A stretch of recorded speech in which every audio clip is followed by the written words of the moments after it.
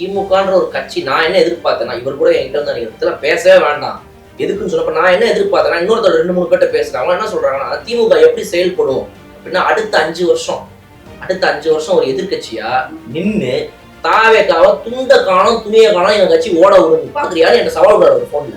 நான் அப்படியே அங்க சரிங்க ஓகே. எனக்கு அதை கேட்கும் போது எப்படி இருந்துச்சுன்னா, இந்த அடுத்த 5 வருஷம் வேற மாதிரி இருக்கும் போல இருக்கு. இவர் சொல்றது கரெக்ட். ஆமா அப்படின்னா நடக்காது. சும்மா இந்த நியூஸ் சேனல் மீடியா வந்து ஒன் டே இதுக்காக கிளப்பி விடுறாங்க அப்படிதான் சொல்லி நான் கூட புரிஞ்சுக்க ட்ரை பண்ணேன். அப்போ திமுகவில் இருக்கிற நிஜமான ஒரு தொண்டருக்கு இது ஒரு பெரிய ஒரு அசிங்கங்க. ஆக்சுவலா யாரை நம்பி நீங்க போகணும்னு நினைக்கிறீங்க? இப்ப திமுக வந்து இத்தனை நாளா தாவேக்காவை பார்த்து கொள்கை இல்லாத ஒரு கூட்டணின்னு சொல்லிச்சு. இதுதான் கொள்கைய. அதிமுகவும் பாஜகவும் ஒன்னா இருக்குது.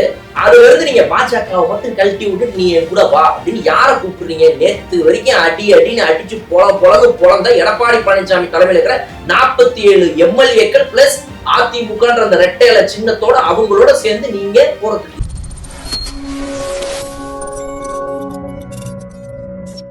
கலர் கண்ணாடி நேயர்களுக்கு வணக்கம். சார், இப்போ விஜய் அவர்களுக்கு வந்து 112 சீட் இருந்துச்சு காங்கிரஸோட சேர்த்து. இப்போ வந்து சிபிஐ, சிபிஐஎம், அப்புறமா விசிகா இவங்க வந்து சேர்ந்து அவங்க இன்னும் லெட்டர் இன்னும் கொடுக்காம இருக்காங்க சார். அதனால சொல்றதுக்கு கொஞ்சம் தயக்கமா இருக்கு. அவங்களும் இருக்கிறாங்க, அதுக்கேற்ற மாதிரி நீங்களும் இருக்கிறீங்க. சொல்லலாமா வேண்டாமா? அவங்க எப்படி திருப்பி பின்வாங்கிட்டாங்கன்னா கஷ்டமா இருக்கு சார். அதனால இல்ல கண்டிப்பா வந்து இது கஷ்டமாவது வந்து அந்த கட்சிக்கும் இந்த கட்சிக்கும்ங்கிறதுக்காண்டி மக்களுக்கு தான் இது கஷ்டம். ஏன்னா இப்போ இந்த மாதிரி ஒரு நேரத்துல வந்து ஒரு கவர்னர் வந்து +2 இதை வந்து அறிவிக்கிறாரு. இந்த மாதிரி இது வந்து சரிப்பா நீங்க பண்ணுங்க அப்படின்னு சொல்லி சொல்றாரு. அப்புறம் வந்துட்டு நிர்வாகத்துல இருந்து வந்து பாத்தீங்கன்னா வந்து அவங்க அந்த பள்ளிக்கல்வித்துறையுடைய அதிகாரி அவங்க வந்து அறிவிக்கிறாங்க.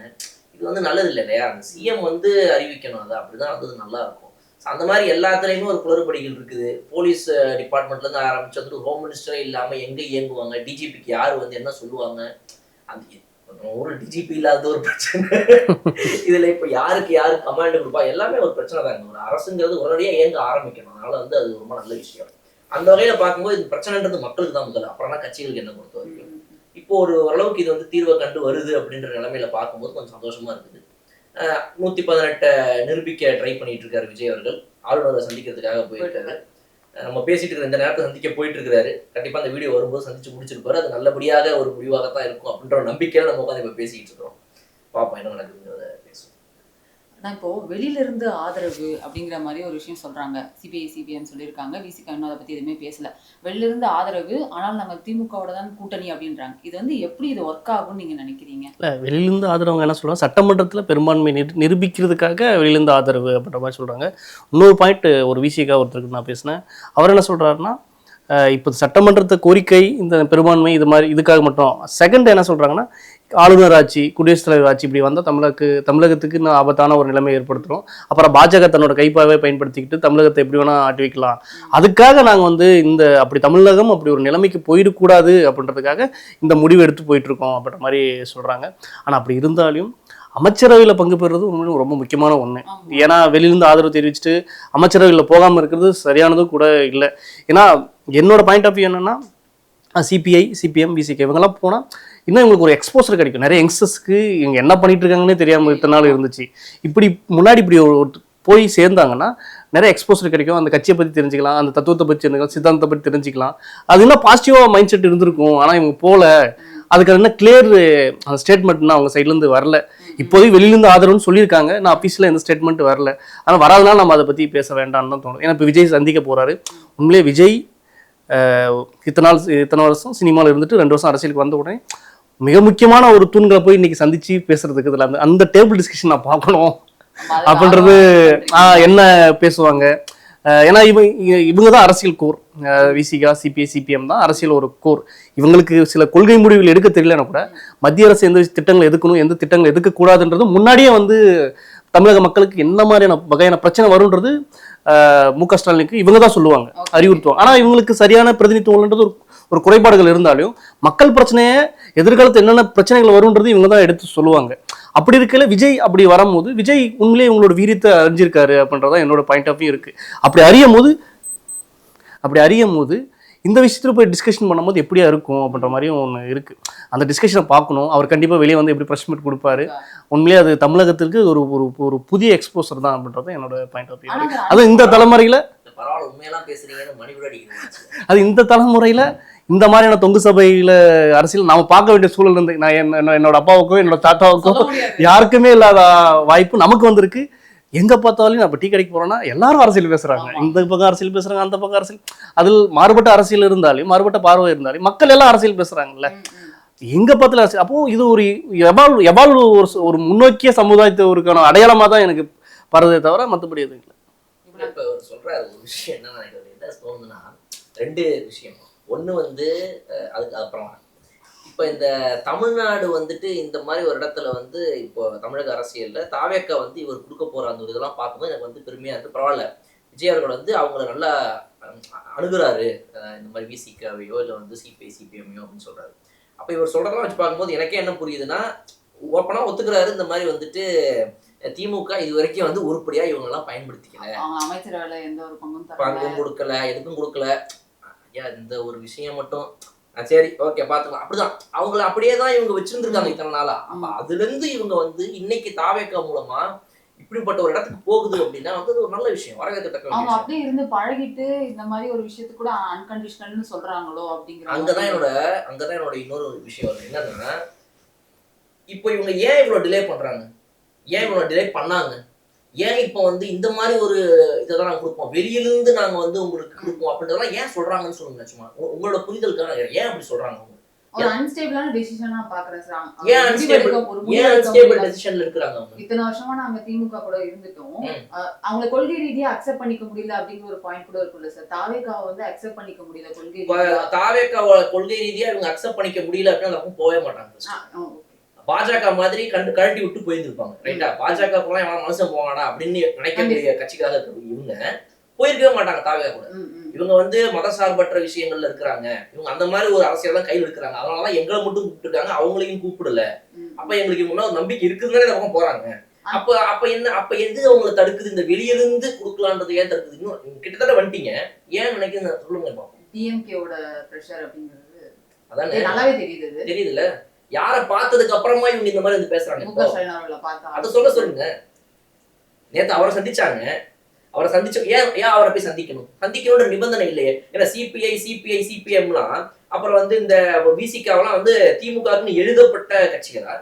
அவங்கள போய் சந்திச்சுட்டு தான் வரணுமா? அதுக்கப்புறம் தான் அவங்கள எந்த ஒரு முடிவுகளாக தான் இருக்கணுமா? கிடையாது. ஆனா அந்த மாதிரி இவங்க அவங்கள பழக்கி வச்சிருக்காங்க. எங்களோட இருந்த கட்சிகள் அவங்கலாம் எங்களை மீறி இன்னைக்கு அவங்க கிட்ட போறாங்க அப்படின்னா வந்து எங்களை ஒரு தடவை பார்த்துட்டு தான் போகணுன்ற மாதிரி அவங்களை இவங்க வளர்த்து வச்சிருக்காங்க. அந்த மாதிரி இன்னொரு பெர்ஸ்பெக்டிவ் கிரியேட் பண்றாங்க சார். திமுகவோட தயவுல தான் வந்து தாவேக்கா ஆட்சி அமைக்க முடியுது இப்போ அப்படிங்கிற மாதிரி ஒரு நரேட்டிவும் செட் பண்றாங்க. சன்னியூஸ் தானே போட்டிருப்பாங்களே ஒரு போஸ்ட், அந்த போஸ்டர்ல வருமே அதானே போஸ்ட் கார்டு, அதுல போடுறாங்க. இது மாதிரி வந்து அவங்களே கட்சிக்கே போஸ்ட் கார்டு அடிச்சு அனுப்பியாச்சு. சன்னியூஸ் என்ன போஸ்ட் கார்டு விடுதுன்னு தெரியல. நானும் பார்த்தேன். அது அதாவது வந்துட்டு தாவேக்கா இன்னைக்கு ஆட்சி அமைக்கிறதே வந்து திமுக தயவில் ஆட்சின்னு மேல கொட்டை இழுத்து, என்னடா திமுக தயவில் ஆட்சி, திமுக எதுவும் சப்போர்ட் பண்ணுதா அப்படின்னு கேள்வி பார்த்தா திமுகவோட கூட்டணியில இருந்த இந்த கட்சிகள்லாம் இன்னைக்கு அங்க போனதுனாலதான் எனக்கு புரியல. ஏன் இதுக்கு முன்னாடி சிபிஐஎம் எல்லாம் வந்து திமுக விட்டு வெளியே எங்கேயும் இருந்ததே இல்லையா? அதிமுக இல்லை, அது ஒரு தனி கட்சி. அவங்க ரொம்ப ஓன் பண்ணி எனக்கு புரியல. கம்யூனிஸ்ட் கட்சி, மார்க்சிஸ்ட் கட்சி. கம்யூனிசம் எத்தனை காலமா இருக்கு, மார்க்சிசம் எத்தனை காலமா இருக்கு, திராவிடம் எத்தனை காலமா இருக்கு? நீ யாரோட கட்சின்னு சொல்ற? எனக்கு என்ன புரியல. எனக்கு இல்ல இவருதான் தோழர் இருக்கிறாரு, இவர்கிட்ட கேளுங்க. கம்யூனிசம் எத்தனை காலமா இருக்கு? 100 வருஷமா இருக்கு. 100 வருஷம் முன்ன கூட பேசிட்டு இருந்தோம். 100 வருஷமா இருக்கு. மார்க்சிசம் எத்தனை வருஷம்? சேம் வருஷத்துக்கும் மேற்பட்டது. 1800கள்ல இருந்து இருக்கக்கூடிய ஒரு மார்க்சிசத்தையும் கம்யூனிசத்தையும் இல்ல இந்தியாவுல 100 வருஷம். இந்தியா ஒழுங்குங்க. நீங்க நான் உலகளாவிய பேசுறேங்க. மார்க்சிசம் எப்ப இருந்து இருக்குது? கிட்டத்தட்ட ஒரு மார்க்ஸ் பிறந்து 150 வருஷம் ஆயிடுச்சு. 150 வருஷத்துக்கு மேல ஆகுது. 1800கள்ல இருந்து இருக்கக்கூடிய ஒரு மார்க்சிசத்தையும் கம்யூனிசத்தையும் நீங்க நம்ம வந்துட்டு அதிமுக திமுக தயவுல தான் அப்படின்னு சொல்றது என்ன? இது கூச்சமா இல்லையா கொஞ்சம் கூட? அவங்க ஒரு தனி கட்சிங்க. அந்த கட்சியை இயங்க விடுங்க. அவங்க அதனாலதான் அப்படி சிந்திக்காமயே போயிட்டாங்கன்னு நான் சொல்ல வரேன். இன்னைக்கு அவங்க போயிட்டு தைரியமா மினிஸ்ட்ரி கொடுக்குறான்டா இந்த தாவேக்காரன், நமக்கு வா போய் எடுத்துப்போம் அப்படின்னு கூட யோசிக்கல பாருங்க. நேற்று கூப்பிட்டு என்ன பேசியிருப்பாங்க, அப்புறம் என்னப்பா என்ன கூப்பிடுவாங்க போல, இதை கூப்பிட்டுருக்காங்க போல, போறீங்களோ? சரி போயிட்டு வாங்கப்பா, அது ஒன்றும் பிரச்சனை இல்லை, போயிட்டு வாங்க இப்படின்னு சொன்னா எப்படிங்க போவாங்க ஒருத்தங்க? திரும்ப எப்படி 2031 நம்ம தான் வருவோம், ஏதோ ஒரு தடவை போயிடுச்சு, அதனால பாத்துங்க. இப்படி இல்லாம பேசி அனுப்புவீங்க ஒருத்தங்கள? இது என்னங்க? இதான் அரசியல் இல்ல. சார் சொன்னது கொஞ்சம் முரண்பாடாகவே நம்ம பேசலாம் தான் எனக்கு தோணுது. சொல்லுங்க. டிபேட்டபுளாக போகலாம். ஏன்னா இப்போ அவர் சொல்கிறார் கூட்டணிக்குன்னு ஒரு தர்மம் இருக்குது அப்படின்னு அவங்க சொல்கிறாங்க. சிபிஐ இருக்கட்டும் சிபிஎம்மாக இருக்கட்டும், இந்த கூட்டணி தர்மத்தில் இது எந்த மக்களுக்கான பிரச்சனை என்னவா இருக்கும், இதில் இந்த விஷயத்தை நம்ம ஆதரவு தெரிவிக்கிறனால மக்களிலேருந்து நிலையிலேருந்து நம்ம எப்படி பரிசீலிக்கணும் அப்படின்ற இடத்துல தான் போவோம். இப்போ சுதந்திரமாக இவங்க முடிவெடுக்க மாட்டாங்களா அப்படின்னு ஒரு கேள்வி இருக்குது. திமுக பக்கம் ஒரு அழுத்தம் இருந்தாலையும் விசிகா சிபிஐ சிபிஎம் போகக்கூடாதுன்றது தான் அவங்களோட உள்ளார்ந்த விருப்பம். உள்ளார்ந்த விருப்பம் போக இல்லை உள்ளார்ந்த அவங்களோட இல்லை கட்சி கிட்டத்தட்ட ஒரு எனக்கு குறிப்பிட்ட கணிசமான நண்பர்கள் சிபிஐ சிபிஎம்ல இருக்காங்க. சரிங்களா, நான் சொல்லி முடிச்சிடுறேன். இல்ல இல்ல இருங்க ஐயா, நான் சொல்லி முடிச்சேன். அந்த கட்சியினர் வந்துட்டு அவங்களுக்கு அதுல போக விருப்பமே இல்ல, ஆனாலும் போறாங்க. இல்ல நான் சொல்லி முடிச்சிருக்கேன். இல்ல நான் ஸ்டேட்மெண்ட் சொல்லி முடிக்கிறதுக்குள்ளே ஒரு முரண்பாடா வந்து பேசினா ஒரு எப்படி ஒரு ஆடியன்ஸை புரிஞ்சுப்பாங்க. நான் சொல்லிடுறேன் சரிங்களா. அப்படி சொல்லும் போது கூட்டணி தர்மத்தோட அப்படி சொல்லும் போது இருந்தாலும் ஒரு இண்டிவிஜுவலா ஒரு முடிவெடுக்கிறதுக்கு எந்த சோர்ஸும் இல்லை அப்படின்ற மாதிரி அப்படி நம்ம அப்படி ஒரு கருத்தை நம்ம அப்படி பேசுறது எனக்கு தவறுன்ற மாதிரி படுது. ஏன்னா அவங்களுக்கு விருப்பம் கிடையாது, உடன்பாடு கிடையாது. அங்க தாவேக கூட போறது உடன்பாடு கிடையாது. ஆனா இருந்தாலும் இவங்க ரொம்ப கழுத்தை நெருக்குனா இவங்க இல்ல உங்ககிட்ட இருக்க முடியாதா, வெளியே போனா பொது வெளியில அந்த பிரச்சனை வெடிக்கும்.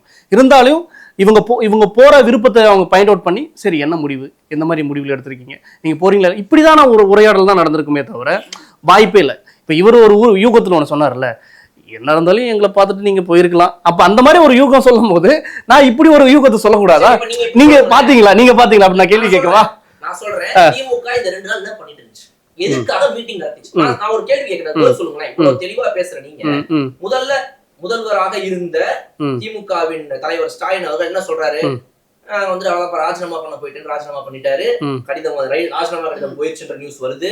அடுத்து வந்துட்டு நாங்க வந்துட்டு எதிர்கட்சியாக செயல்பட போறோம் அடுத்த 5 வருஷத்துக்குன்ற மாதிரி ட்வீட் போட்டாரு. அதுக்கப்புறம் எம்எல்ஏக்கள் ஆலோசனை கூட்டம் ஒரு நாள் கழிச்சு நடக்குது. அன்னைக்கு ராத்திரி வருது நியூஸ். இங்க உட்கார்ந்துட்டு இருக்கிற டோல்ஸ்டாய் அவர்கள் சொல்றாரு, தயவு செய்து அதை பத்தி எல்லாம் வீடியோவெல்லாம் பேச வேண்டாம். என்னங்க சொல்றீங்க, திமுக அதிமுக கூட்டணி நடக்க போது நியூஸ் சேனல் சொல்றாங்க, அதை பத்தி பேசுவது மிகவும் ஆபத்தான விஷயம். அபத்தமாக போட்டாரு. அப்புறம் எனக்கு சொல்றாரு அது அபத்தமாக நான் சொல்ல வரல, ஆபத்தானு சொன்னேன். ஆபத்தோ அபத்தமோ அதை பத்தி பேசவே வேணாம், அது வந்து சரியா இருக்குமா, அது எப்படி பேசுறதுங்க, உலகமே பேசுதுங்க, நம்ம பேசக்கூடாதாங்க, அப்படி நடக்குதா இல்லையா, நடக்குமா நடக்காதான் பேசுவோமே அப்படின்னு சொன்னதுக்கே வந்துட்டு திமுக அப்படியெல்லாம் செய்யாதுன்னாரு. சரி, அதுக்கப்புறம் அடுத்த நாள் காலையிலேயே ஒரு இது வருது, கட்சியின் எனக்கு வந்துட்டு ஆசைதான் எதிர்கட்சியா செயல்படணும் அப்படின்றது, பட் கட்சியின் நலன் கருதி ஒரு ஆலோசனை கூட்டம் நடத்த போறோம், அதுல வந்து நாங்க என்ன முடிவு எடுக்கிறோமோ அதை வந்துட்டு இந்த கட்சியில் இருக்கிற அனைத்து எம்எல்ஏக்கும் சட்டமன்ற உறுப்பினர்களும் பின்பற்றணும் கடுமையாக அப்படின்றத ஒரு ஸ்டேட்மெண்டா வைக்கிறார். இதுதான் பார்ட்டியோட டிசிஷன் எடுத்துட்டா அதுக்கு கட்டுப்படணும் அனைவரும் சொல்லி போடுறாரு. என்ன கட்டுப்படணும்னு நினைச்சு என்ன போட்டாரு, அந்த மீட்டிங்ல என்ன பேசலான் இருந்தாங்க, அதோடைய அவுட்கம்மா இன்னைக்கு வந்திருக்கிற ஒரு அவுட்கம் வந்துட்டு இல்ல நாங்க வந்துட்டு எதுவும் பண்ண போறது இல்லை அப்படின்னு சொல்லி அதுக்கு ஒரு 2 நாள் டைம் எடுத்துருக்காரு. நேத்து இன்னைக்கு ஒரு நாள் 2 நாள் டைம் எடுத்து இன்னைக்கு சொல்றாரு அதை இந்த மாதிரி வந்து நாங்க எதுவும் நடத்தணும். அதுக்கு நடுவில் இன்னைக்கு ஒரு மீட்டிங் நடந்திருக்கு, நேத்து ஒரு மீட்டிங் நடந்திருக்கு. அப்போ நேத்து எனக்கு என்ன பண்ணாரு, இது என்னுடைய ஒரு கேள்வி, ரைட்டுங்களா? அப்ப அந்த மீட்டிங்கோட இன்னொரு அவுட்கமா என்ன இருந்திருந்தா அதை எல்லாரும் கட்டுப்படணும்னு அவர் சொல்ல நினைக்கிறாரு அது மூலமான்றதை எனக்கு புரிய வைங்க. இது ஒரு கேள்வி. 2வது கேள்வி, மக்கள் வந்து இந்த இடத்துல வந்து ஒரு ஆட்சியே இல்லாம இருக்கக்கூடாது, இது வந்து ஜனநாயகத்துக்கும் வந்து நல்லது கிடையாது, இன்னைக்கு ஈவினிங் ஒரு ட்வீட் போட்டாரு, ஏன் அது உங்களுக்கு 2 நாளுக்கு முன்னாடி தெரியலையா? மக்கள் வந்து ஆட்சியே இல்லாம இருக்கிறாங்க, கவர்னர் இந்த நேரத்துல வந்து உடனடியாக பண்ணணுன்றத நான் வந்து திமுகவின் தலைவராக இந்த இடத்துல வலியுறுத்துறேன். 2 நாளுக்கு முன்னாடி வலியுறுத்திருக்கீங்க, 2 நாள் தான் பண்றீங்க, 2 நாள் ஒரு மீட்டிங் நடத்துனீங்க, அது எதுக்கு சொல்லுங்க. 2 கேள்வி ஒன்று கேட்டாரு, ஏன் 2 நாள் இழுக்கணும், அப்புறம் வந்து கட்சி நான் எடுக்கப்படும் முடிவுகள் எதுவா இருந்தாலும் நீங்கள் தலையிடணும் அப்படின்ற மாதிரிலாம் சொன்னாரு. திமுக ஏதோ புரட்சிகர கட்சின்ற மாதிரி ஒரு எதிர்பார்த்திருப்பார் போல, டக்குன்னு ஜனநாயகம் அப்படியெல்லாம் இல்லைங்க. அது ஒரு சராசரி தேர்தல் கட்சி தான், அந்த மாதிரி எமோஷனலாக இருக்குது. இருந்தாலும் இவங்க போயிட்டாங்க, இருந்தாலும் பொதுவெளியில் இவங்க செல்வாக்கு எங்கே போய், நீங்கள் திமுக அதிமுக கூட்டணி வந்துட்டாலே திமுக இருக்கிறவங்கள மற்ற பல ஜனநாயக சக்திகளே திமுகன்ற ஒரு கட்சி இல்லாமல் போயிடும். இது விஜய்க்கு பெரிய செல்வாக்கு ஏற்படுத்திடும். கண்டிப்பாக இன்னொரு டைம் ரீஎலெக்ஷன் வச்சா கூட விஜய் தான் திரும்ப வருவார்ன்றது தெரியும். ஏற்கனவே இந்த தேர்தலில் 50,000 கோடி செலவு பண்ணியிருக்காங்க. வேட்பாளர்கள் அப்படி வாய்ப்பு பாசிபிள் இருக்கா? இல்ல வரங்க இல்லைங்க நீங்க கோடிட்ட இடங்களை நெருப்புங்கிற மாதிரி ஒரே பதிலா சொல்லுங்கன்றத எப்படி எதிர்பார்க்க இல்ல நீங்க இருங்க நான் சொல்லிடுறேன் இருங்க அதுக்குதான் ஏங்க அதுக்குதான் வரேன் இருங்க ஒரு நிமிஷம் இல்ல வெயிட் பண்ணுங்க அதுக்கு பூசி மொழிகள் இல்லைங்க அதான் சொல்றேன் எடுத்த உடனே அது புரட்சிகர கட்சியெல்லாம் கிடையாது. அப்போ இந்த மாதிரி சிக்கல்லாம் இருக்கு. இந்த மாதிரி சிக்கல் இருக்கும் போது எப்படி அவங்க ஒத்துப்பாங்க? உடனே புரட்சிகர டக்கு டக்கு டெமாரிட்டிக்கெல்லாம் நடந்துக்க மாட்டாங்க, மெதுவாக தான் பார்ப்பாங்க. அதுக்காக திமுக சூப்பரான பார்ட்டி பயங்கரமான பார்ட்டிலாம் நான் சொல்லவும் இல்லை சரிங்களா. அப்போ அந்த மாதிரி தான் இருக்கும். இல்ல உடனே சொல்லுங்க இவங்களுக்கு ஒரு பின்னாடி அரசியல் இருக்கு அப்படின்னா திமுக கிட்ட தான் கேட்கணும், என்கிட்ட கேட்க கூடாது. என்னோட யூகம் மீட்டிங்ல நடந்து எனக்கு தெரியாது ஐயா. சிபிஐ கிட்ட இல்ல எனக்கு தெரியாது ஐயா. ஏதோ சிபிஐ சிபிஎம் கிட்ட எனக்கு தொடர்புல இருக்காங்க, ஓரளவுக்கு நான் பேசுவேன் வருவேன். நீங்க கூட என்ன தோழர்னு சொன்னீங்க, அந்த தோழர்ன்ற மதிப்பீடுல இருந்து அந்த வார்த்தைகளை பயன்படுத்தின என்ன பேசுவாங்க அரசியல் இவ்வளவு நாளா வந்து பாக்குறீங்க, 2 நாள் என்ன பேசியிருப்பாங்க அதை சொல்லுங்க. இன்னொன்னு அதோடைய தொடர் கேள்வியாவும் ஒண்ணு கேட்டேன், அந்த 2 நாள் முடிவுல என்ன எடுக்கிறோமோ அந்த முடிவை கட்டுப்படணும். அது என்ன முடிவா இருந்து எனக்கு தெரியலங்க. தெரியலன்னா சொல்ல முடியுங்க. இதுவரை நான் உள்வாங்கவே தெரியல பரவாயில்ல, பாத்துட்டு இருக்கிற மக்களுக்கு மக்களே தெரிஞ்சுக்காங்க. நான் எனக்கு தெரியாது. அதாவது ஒரு முடிவு வந்து இன்னைக்கு வந்து தாவேக ஆட்சி அமைக்குது அப்படின்னா தாவேக இல்ல அதிக பெரும்பான்மையோட ஆட்சி அமைக்கும் அந்த கட்சிக்கு, அதுக்கு வந்து புதிய கட்சிக்கு ஆட்சி அமைக்கும் கட்சிக்கு, அதுக்கு வந்து நாங்க இப்ப இந்த இடத்துல வந்து எந்த ஒரு இதுவும் பண்ணல அப்படின்னு சொல்லிட்டீங்க. அந்த இன்னொரு டெசிஷன் என்னன்றது மக்களுக்கு தெரியும். அதாவது திமுகவும் அதிமுகவும் ஒன்று சேர்வதற்காக ஒரு முடிவு எடுத்துச்சே, அப்படி ஒரு ஆலோசனை போச்சே, அதை ஒத்துக்கிறீங்களா ஒத்துக்கலையா? அப்படி ஒரு ஆலோசனை நடக்கலையா? இல்ல தெரிஞ்சதான் பேச முடியும், தெரியல நான் என்ன சொல்ல முடியும். தெரியாம அப்புறம் என்னங்க நீங்க என்னங்க பேசுறீங்க? தெரியாம பேசுறீங்க நீங்க. இல்ல உங்களுக்கு ஒண்ணு பாலா பிரதர் வந்து ஒரு ஏதோ உள்நோக்க கற்பிக்கிறாரு. என்ன ஆலோசனை நடக்குது என்ன ஏதுன்னு எனக்கு தெரியாது. எப்படி தெரிஞ்சா நான் சொல்லலாம், தெரியலாம அதாவது இப்படி நடந்திருக்க வாய்ப்பு எதுவுமே தெரியல உங்களுக்கு. தெரியாது. சில பத்திரிகை சொல்றேன் திமுகவும் அதிமுகவும் கூட்டணி நடக்குதுன்ற பத்தி ஆலோசனை நடக்கலையான்ற எனக்கு தெரியலன்றாரு. திமுக அதாவது திமுகவுடைய ஸ்போக்ஸ் பர்சனா ஒரு லைவ்ல நியூஸ்ல வந்து உட்கார்ந்து பேசுற ஒருத்தர், இவர் நியூஸ் பார்த்துட்டு வராரா, லைவ்ல தான் பாக்குறாரா, என்ன நடக்குதுன்னு பாக்குறாரா, இல்ல பார்க்காம நேரா வந்து அப்படியே உட்காந்துதான் சத்தியமா எனக்கு தெரியலங்க. நான் எல்லாத்தையும் பார்த்துட்டு தான் வந்திருக்கேன். அப்ப அத்தனை நியூஸ் சேனல் லைவ்ல இன்னைக்கு காலையில இருந்து திமுக ரெப்ரசென்ட் பண்றவங்க வந்து ஒருத்தர் உட்காந்து பேசுறாரு. திமுகவும் அதிமுகவும் வந்து ஒரே ஒரு அண்ணன் தம்பி கேனர் கூட சொன்னாரு, நாங்க அண்ணன் தம்பிங்கிற மாதிரி சொன்னாரு. அதனால அவங்க பேசுன்னு சொல்ல முடியாது. திமுகவுடைய தொண்டர்கள்ல இருந்து ஆரம்பிச்சு திமுகவுடைய கட்சியில ஒவ்வொருத்தங்களா ஒவ்வொரு மட்டமா சரி ரைட் ஓகே இப்ப விஜய் அவர்கள் வரக்கூடாதுன்றதான் நம்முடைய ஒரே நோக்கம்னா ஒண்ணு சேர்வதுல என்ன அப்படின்றத இவங்க பேசியிருக்காங்க, டிஸ்கஸ் பண்றாங்க. அதுக்குதான் இந்த 2 நாள் எடுத்துச்சுங்கிறது ஒரு முட்டாளுக்கு கூட புரியுங்க. இவர் புரியாத மாதிரி எனக்கு தெரியவே தெரியாது, நடிக்கிறாரு. இது என்ன நடிப்புன்னு எனக்கு புரியல. ஹானஸ்டா இருங்க, மக்களுக்காக பேசுறீங்கன்னா மக்களுக்காக பேசுங்க, ஹானஸ்டா இருங்க. ஒரு கட்சிக்காக இப்படி அநியாயமா முட்டு கொடுக்காதீங்க தயவு செய்து. உங்களுக்கு தெரியாதுன்னு சொல்லாதீங்க, தயவு செய்து தெரியாதுன்னு சொல்லாதீங்க. ஒரு 2 நாளா நியூஸ்ல ஓடுது திமுகவும் அதிமுகவும் கூட்டணி சேர்ற மாதிரி பேச்சுவார்த்தைகள் நடக்குதுன்றது வருது. அவ்வளவு திமுக சேர்ந்தவங்களே வந்து லைவ்ல உட்காந்து ஏன் சேர்ந்தா இதுல என்ன தப்புன்றாங்க. செந்தில்குமார் நான் முடிச்சிடுறேன், செந்தில்குமார் அவர்கள் வந்து பேசுறாரு லைவ்ல, ஏன் சேர்ந்தா இதுல என்ன தப்பு இருக்குது, ஏன் சேரக்கூடாதான்றாரு. அதையும் மீறி அப்படி ஒரு பேச்சுவார்த்தை நடந்துச்சா கூட எனக்கு தெரியலங்கன்னா இது என்னங்க பேச்சு?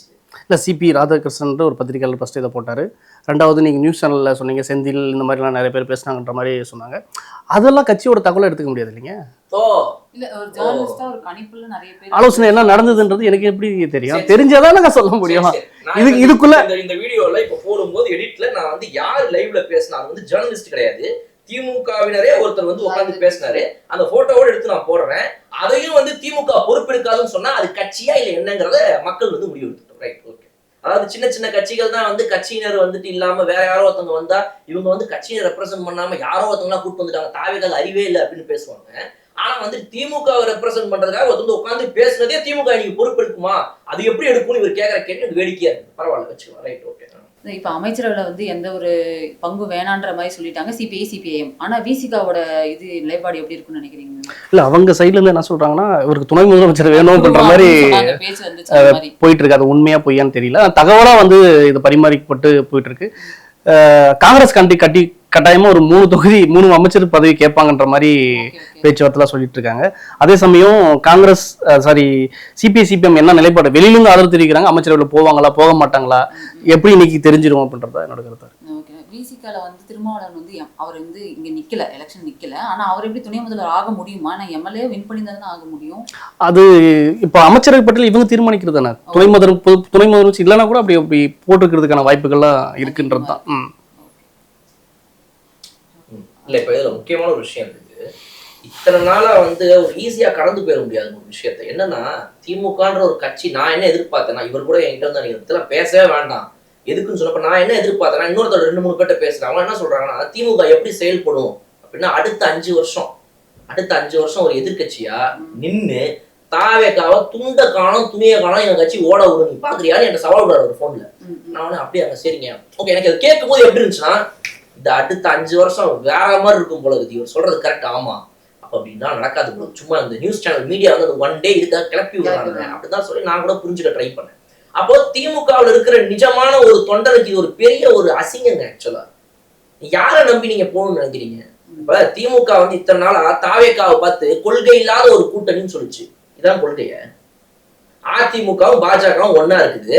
அதுல இருந்து நீங்க பாஜகவை மட்டும் கழட்டி விட்டுட்டு நீ என் கூட வா அப்படின்னு யாரை கூப்பிடுறீங்க? நேத்து வரைக்கும் அடின்னு அடிச்சு பொழந்த எடப்பாடி பழனிசாமி தலைமையில் இருக்கிற 47 எம்எல்ஏக்கள் பிளஸ் அதிமுகன்ற அந்த ரெட்டையில சின்னத்தோட அவங்களோட சேர்ந்து நீங்க போறதுக்கு இதுல என்னென்ன நியூஸ்லாம் வந்துச்சு?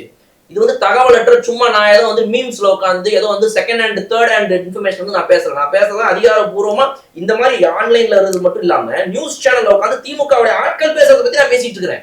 நான் சும்மா யாரோ பேசுறது நான் பேசுறது இல்ல. திமுக வந்து அதிமுகவை இவர் யாரு எடப்பாடி பழனிசாமியை வந்துட்டு சிஎம் ஆக்கி இவங்க சப்போர்ட் கொடுக்குற மாதிரி எல்லாம் பேசினாங்க. அதுக்கும் நீங்க கண்டனம் தெரிவிக்கிற அப்படியெல்லாம் எதுவுமே இங்க நடக்கல. அப்படி ஒரு பேச்சுவார்த்தை நடக்கல. பேச வேண்டியதானே, சொல்ல வேண்டியதானே. எதிரிக்கு எதிரி நண்பன்னா பரவாயில்ல, எதிரிக்கு எதிரியும் எப்பறம் நண்பனா ஆக முடியும் புரியலடா அப்படின்னு சொல்லி இந்த ஜோதிமணி அவர் காங்கிரஸ்ல இருந்து ட்வீட் போட்டிருந்தாங்க. அப்போ இதை எதையுமே கண்டிக்க வேண்டியதானேங்க. அப்படி நடக்கவே இல்லை. மறுப்பு உடனே தெரிவிங்க. திமுகவை பத்தி அதிமுகவோட சேரணும்னு எவன்டா நியூஸ் போட்டவன் வெட்டுவண்டா அவனு இறங்க வேண்டியதானே திமுகவோட ஓன் ஸ்டைல்ல. ஏன் இறங்கல? ஏன்னா உண்மையா பேச்சுவார்த்தை போச்சு. அப்ப அந்த மாதிரி ஒரு பேச்சுவார்த்தை நடந்திருக்கு. அப்புறம் ஏன் சம்பந்தமே இல்லாம எடப்பாடி பழனிசாமி அவர்கள் நேரா போறாரு? நான் ஒரு புது அர்த்தம் கற்பிக்க விரும்புறேன் அப்படின்னு சொல்லி அவர் சொன்னாரு. எடப்பாடி பழனிசாமி எதுக்கு போனாருன்ற அந்த அர்த்தத்தை வேணா அவர்கிட்ட கேட்டு சொல்லுங்க. இல்ல திமுக அந்த 2 நாள் மீட்டிங்ல என்னதான் பேசிச்சுன்னு சொன்னேன், அதுக்கு அவர்கிட்ட பதில் இல்ல, தெரியலன்ட்டாரு. அதையும் மீறி திமுகவுடைய ஸ்டாலின் அவர்கள் வந்து இந்த 2 நாள் கழிச்சு இப்போ மக்கள் மேல வந்த அக்கறை ஏன் 2 நாளுக்கு முன்னாடி இல்ல? ஏன் பேச்சு மாறிக்கிட்டே இருந்துச்சு? அப்படி என்னதான் நடந்துச்சு 2 நாள் புரிஞ்சுக்க நான் ட்ரை பண்றேன். மக்கள் மாதிரி எனக்கு சொல்லுங்கன்றேன். நான் என்ன நடந்துச்சு 2 நாள்? என்ன பேசுனீங்க? அப்போ அந்த ஆலோசனை கூட்டத்துல என்ன நடந்துச்சுன்னா இது என்னங்க இது காமெடியா இருக்கு, தெரியலன்னு தான் சொல்ல முடியும். திரும்ப கேட்கும்போது நான் டிஎம்கே ஸ்போக்ஸ் பர்சனா இருந்தா எனக்கு சொல்லுவாங்க. நான் ஸ்போக்ஸ் பர்சன் கிடையாது. தகவலா செய்தியில் என்னென்ன உலா வருதோ அதுல இருந்து என்னால பேச முடியும். உள்ள டீப்பர் ரூட்டடா என்ன நடந்துச்சுன்னு எனக்கு தெரியல. இல்ல அவர் வேற என்ன எதிர்பார்க்கிறாரோ அதுக்கு இந்த எதிர்பார்க்கல, நீங்க சொல்லலன்றதா நான் சொன்னேன். தெரியலன்றது அவ்வளவுதான். அந்த பதில நான் இப்ப எதிர்பார்க்கவே இல்லை நிஜமா. ஆனா மக்களுக்கு இது ஒரு பெரிய ஏமாற்றம். அது வந்து திமுக போன்ற ஒரு கட்சி நான் நிஜமா எதிர்பார்த்தேன். அதிமுகவாவது வந்து காணாம போன கட்சி மாதிரி ஆயிடுச்சு நீ கிட்டத்தட்ட.